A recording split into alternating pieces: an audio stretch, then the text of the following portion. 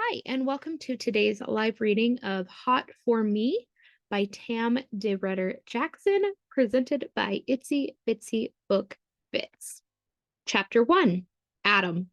My blood sizzled at the thought of all the glitz and glamour waiting for the boys and me to dirty it up with our kick-ass show. Our music absolutely begged the ladies to lose their minds, and their lacy panties and pretty bras, which they were only too happy to toss at us when we played. Every single show. Damn, the fans' response to us never got old. Kicking off our West Coast tour in LA only pumped me up more as I looked around the interior of our jet at my bandmates, my brothers. After 10 years on the road, I still anticipated a tour like other people look forward to vacation. One additional variable popped into my head: Cristy Valor. This tour promised to be epic.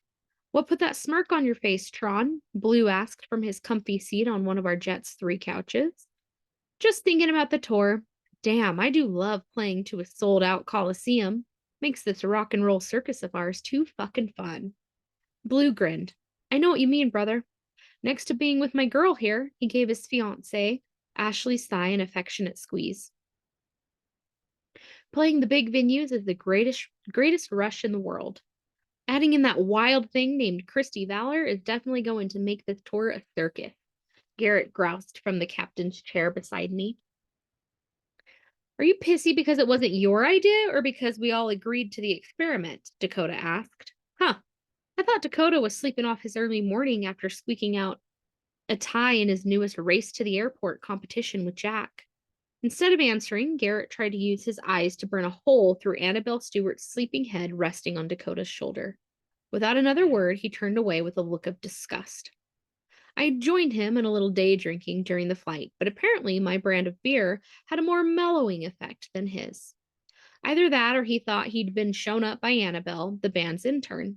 Whatever his problem, he needed to get over it. Lighten up, Garrett. The whole point of this gig is the fun factor. Have another beer, I said as I popped the top off a bottle of Fort Collins's finest microbrew, the good stuff we always kept stocked on the jet, and handed it to him. I didn't know who or what put a bee up his ass, but our manager had radiated attitude almost since he boarded the plane. I'll have one of those too since you're buying, Dakota said. Count me in, Blue added. Jack, ladies, I asked Ashley and Jack's wife, Cleo, as I uncapped beers for my friends. I'm good, Jack's response surprised no one as he played with his daughter on his lap. Really, Jack? Are you still pissy because Annie and I almost beat you and Cleo to the airport this morning? Dakota taunted. I think you guys already established the consequence when either of you loses your game, Dakota. Drink a beer and give it a rest, I said as I handed him an open bottle. Jack made a face, but he aimed it at Angel. It's your mom's turn for this one, little guy.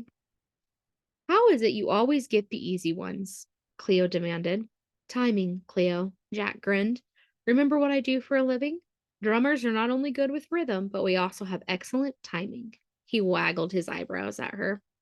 Rolling her eyes, Cleo smiled and took their daughter from Jack. I'll help you, Ashley volunteered. Guess that means you ladies don't need a brew right now, I stated the obvious just to be a pain.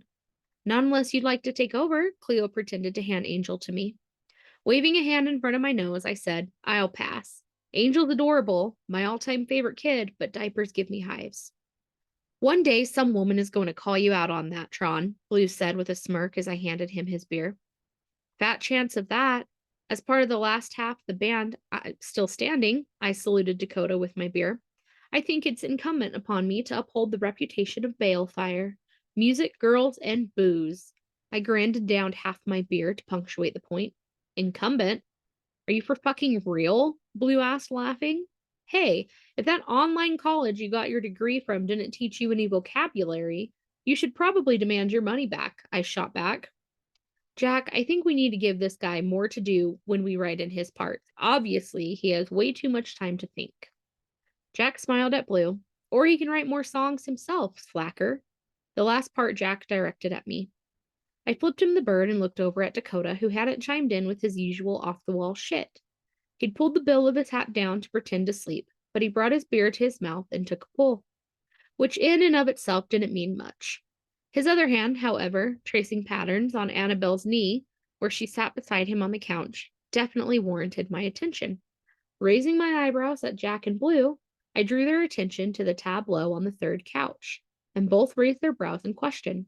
I couldn't help but notice Dakota's interest in our new intern at Jack and Cleo's wedding during our summer hiatus. The developments on the couch warranted further investigation, or torture, whatever. It's not enough at least two of you are whipped, Garrett said, shooting a venomous glance in Annabelle's direction. But we have to bring a kid along on tour these days, too? Are we a rock and roll show or a goddamn Brady Bunch? Jesus, man. Relax. Have another beer, I said, uncapping a bottle and handing it to him.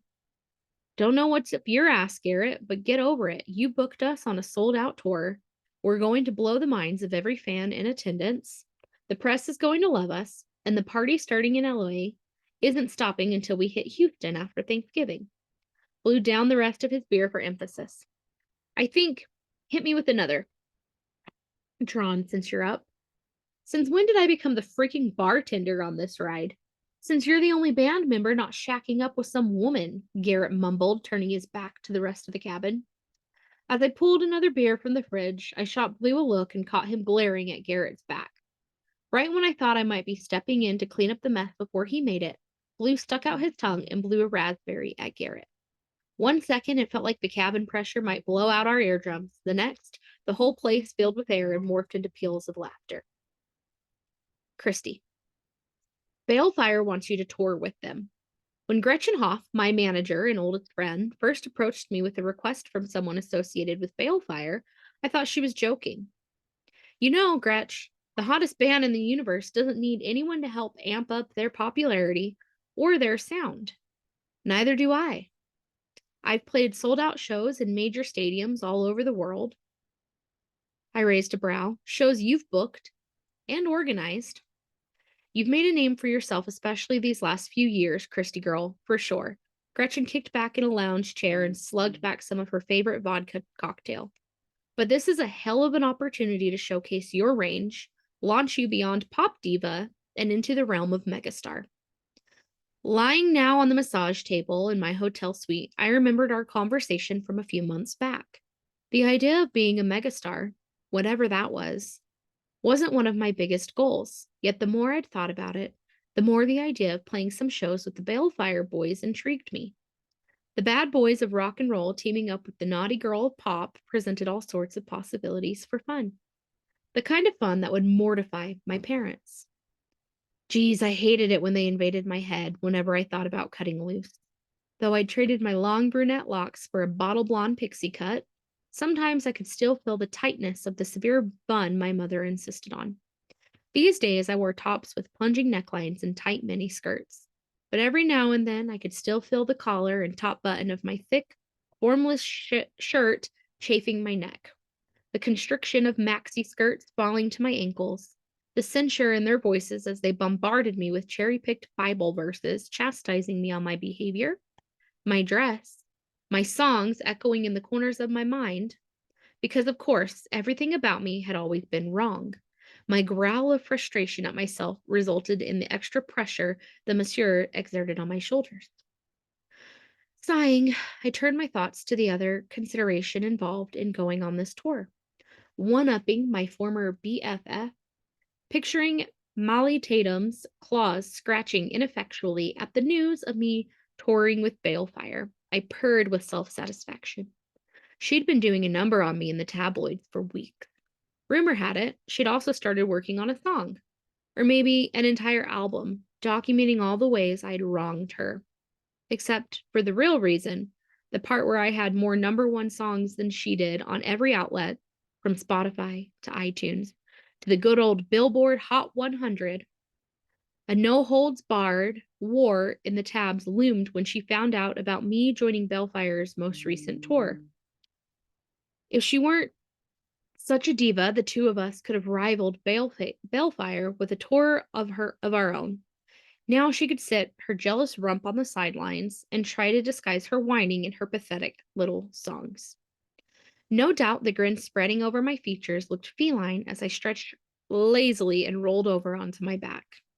Not that I cared. The masseur repositioned the drape and went to work on my legs, his strong, warm hands relaxing and energizing me at the same time. Obviously, he'd taken Gretchen's instructions well since he hadn't said one word to me. Exactly the way I liked it. A man keeping his mouth shut while he took care of me. Sorry to interrupt, Gretchen said, not sounding the least bit sorry as she breezed into the other suite of my hotel room. The team wants to know if you're planning to glam it up tonight to watch this show or if you'd rather stay on the down low. My entourage had taken up residence with me in the hotel the night before my debut concert with Balefire. Even though we all lived in LA, I wanted us together for my shows. Gretchen and my makeup, hair, and costume team took up most of the floor in the Hotel Bel Air near the Coliseum. Tell them to dress me like a casual fan. Oh, and I'll need a wig. Something long and dark. Gretchen ticked off something on her iPad. Annabelle Stewart, the intern I've been working with, said all the people at last night's and tonight's shows are wearing Balefire t-shirts. Something about photos for the cover of the band's new album. She glanced up from her tablet. Shall I get one for you? Yes, absolutely. And I want to be in some of those pics. Her eyebrow arched. Hard to do from a private VIP box. I'm sure you'll figure something out, Gretch. You always do. Resettling on the table, I focused on the masseur's talented hands working over my legs. I hadn't mentioned to anyone in Balefire I'd be attending their second LA concert. I wanted the pure experience of seeing one of their shows live before I performed with them. As part of the contract for joining their tour, I'd asked the guys to record instrumental versions of my songs that I planned to sing with them so I could practice in my studio. Balefire's versions of my pop music gave it a rock edge, which I liked. It remained to be seen how our little experiment would play with the fans. Thinking about the band backing up my songs put a genuine smile on my face. My monsieur lifted a brow when he caught me smiling, so I closed my eyes. Gretchen and I arrived at the Coliseum incognito. One of the roadies for Balefire met us at the VIP gate and led us to an unused locker room backstage. Garrett Phillips, Balefire's manager, awaited us there. Miss Valor, a pleasure, he said, gripping my hand about 10 seconds too long. Mr. Phillips, I believe you already know my assistant, Gretchen Hoff. He inclined his head at Gretchen, but I noticed he looked her over from her 5-inch Jimmy Choos up her fishnet stocking-clad calf, all along her tight black pencil skirt. He lingered on her hips, then continued his perusal of her Balefire t-shirt, straining to cover her girls before giving her face a cursory glance. I growled my impatience with the man. Don't get your hopes up, Mr. Phillips. Gretchen already has a girlfriend. To her credit, Gretchen tortured the man, resting one blood-red manicured hand on her cocked hip and subtly lifting her chest while she pulled out and played with the emerald pendant nestled in her cleavage. You were able to meet Christy's request to be photographed with the other fans during the show? The command in her voice required only one response. Apparently, Garrett wanted to send his own message. Jerking his attention to me, he replied, It's going to be tricky, but I think we have a way of including you in the photos for the album cover. That wig is going to be a waste of the effort, though. Not if you alert the photographer to who's under this wig. Licking my lips, I twirled a lock of long chocolate-colored hair around my finger and rocked on my 6-inch boots. Flirting like a 16-year-old seemed to work with this guy. How again was he the management genius behind the biggest act in the world? At my direction, my intern stationed a photographer at the top of the stairs leading to the VIP boxes. I'll see to it he knows to look for your wig. Are you sure you don't want to join us at the party after the show? We could solidify your plans for tomorrow night. He took a step toward me, a smarmy smirk on his lips. No doubt he thought he looked and sounded sexy, but the man made my skin crawl. I think that's what tomorrow afternoon's rehearsal is for. Softening the rejection with a sexy wink, I turned and headed out of the locker room, giving my tight fuchsia miniskirt a little extra sachet. Knowing she always had my back, I didn't wait for Gretchen to catch up as I strode down the hall to meet the roadie guiding us to my box. Is that guy for real? She hissed as she caught up with me. I know he manages a monster rock band, but you aren't just any woman, certainly not a groupie he can impress into a hookup. Attitude rolled off of her in waves. And what the fuck is up with his outfit? A leather vest over a cut-off band t-shirt paired with $500 dress pants and Italian leather shoes? Does he even know what effect he's going for? I grinned at Gretchen's indignation at Garrett's not-so-subtle come-on. Her description of his terrible fashion sense made me giggle, which of course infected her. What a self-important asshat, at my direction, my intern. She mimicked him perfectly. Could he sound any more pretentious? When we reached the stairs leading to our box, we were nearly in hysterics. That's when the flash lit up our faces. Wow, it really is you, the photographer gushed as he continued snapping photos. I struck a pose, tossing my flowing locks over one shoulder before I pulled my oldest and most loyal friend into frame with me. On three, I whispered, 1, 2, 3. Together, we crossed our eyes and stuck out our tongues, just touching the tips to each other, while making sure our chests with the Balefire logo faced forward. The photographer nearly lost his balance on the step as he leaned down for a closer angle. Have a nice night, I said as I stepped past him, Gretchen in tow. You know that shot's going to be all over the tabloids in the morning, Gretchen said as we found our way to the mini bar in our box. People are going to speculate like crazy. Again. Let them speculate. At least this way I get to set the narrative. She slanted me a look. Gretch, I began. Kelsey knows the truth. I'm not worried about Kelsey. She and I are solid. Gretchen fingered the monster emerald dangling from her necklace. You, however, need to look around for someone who's going to snag the fans' attention, someone they think they know. That's the only way to solve your little problem. Blowing out of breath, I stared at my best friend. You're right. As always, have a drink. I handed her a glass of champagne. The tour dates with Balefire offer all kinds of opportunities for solving that, beginning tomorrow night. I flipped back a long curl on my wig. So how about we let our hair down and have some fun tonight? We mingled our way to the front of the box, where we found, to my delight, most of the members of Metallica in attendance, along with Gwen Stefani and Rihanna. Since I'd opened for Gwen earlier in my career, she held a sacred place in my heart. As for Metallica and Rihanna, I was just another big fan. However, everyone in the VIP box buzzed about Balefire. Gretchen and I exchanged a secret smile at how people were going to react to my part at their next show. The lights dropped down in every part of the stadium. Somewhere beyond the roar of 90,000 frenzied fans, the unmistakable rhythms of Jack Whitehorse's drums rumbled to life. Gold and silver lights sprayed across the stage as he rose from beneath it, a wizard commanding the heartbeat of the crowd. His drums crescendoed, his hands and sticks a blur as he tom-tommed in sync with the flashing red light, signaling the arrival of Dakota Perry. The wail of Dakota's electric guitar intensified as he made his deliberate way into the light from stage right. The tension in the Coliseum ratcheted up like a too tightly wound guitar string when the lights turned green and a throbbing bass rhythm signaled the arrival of Adam Tron. As if by magic, he appeared at the base of Jack's platform. When the lights changed to electric blue, the crowd went bananas. Lingerie of every style, color, and fabric rained down on the stage as Blue Connolly belted out the opening verse to Hell of a Ride from his place at stage left. Flashpots burst flames from the sides and back of the stage. A massive shower of fireworks lit up the night sky above the crowd. The gravitational pull of Balefire sound, coupled with their crazy good pyrotechnics and mesmerizing light show, sucked me right into their rock and roll universe.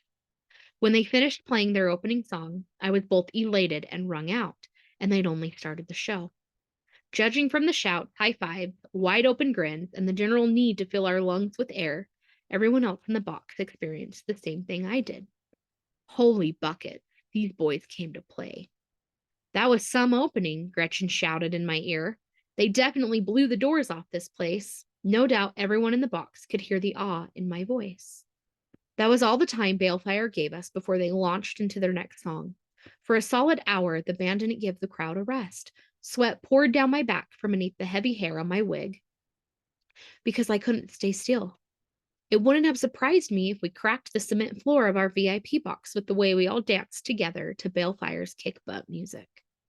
Then the band took it up a notch. All the lights dimmed except for one spot on Dakota Perry. His guitar solo wowed the whole house before he started slowly rising into the air.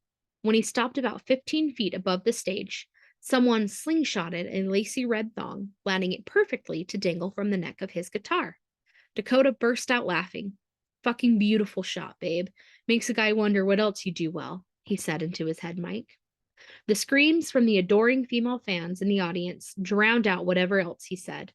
The rest of the band showed up back on stage to play a new song off the album they were touring. Watching Dakota play from his perch high above the stage, I knew exactly how I wanted to make my entrance at tomorrow night's concert. Throughout the show, though, I kept homing in on Adam Tron. Like the rest of Balefire, he had his fans, and he wandered out to the edge of the stage, often to give them a show. But there was something steady about him, something not so rock star show off that drew me to him. Even when he melted back to stand near Jack's platform, I couldn't help but watch him. He was easily the tallest man on the stage, but it wasn't his size, black hair, and dark brown eyes, nor the muscles rippling down his arms exposed by the tank top he wore to show off his ink that drew me. No, there was something in his expression that reached inside me and told me to relax. Everything was under control. Everything was fine. By this point in the show, Blue, Dakota, and Jack had soloed already, which was regular for a rock band. Usually the bassist stood back and drove the beat, except, apparently, for Adam Tron. He stepped to center stage and launched into a solo with his 4-string bass, rivaling Dakota's prowess with his 6-string lead guitar. Adam mesmerized me as he pulsed, throbbed, and thumped his way into my blood. It took me nearly to the end of the song, after the other guys rejoined him, to discover I'd locked my legs together as an orgasm rolled through me. I sucked in air. He did that with his bass. Adam Tron had never met me in his life, and he gave me an orgasm that left me reeling. Hey, are you okay? Gretchen asked. She waved her hands in front of my face. You look a little flushed. It's the wig. There's a reason I wear my hair so short. Uh-huh. Wouldn't have anything at all to do with tall, dark, and steady out there, would it? Her left eyebrow arched in a look that said she knew everything. Good for me. Adam Tron didn't have a clue.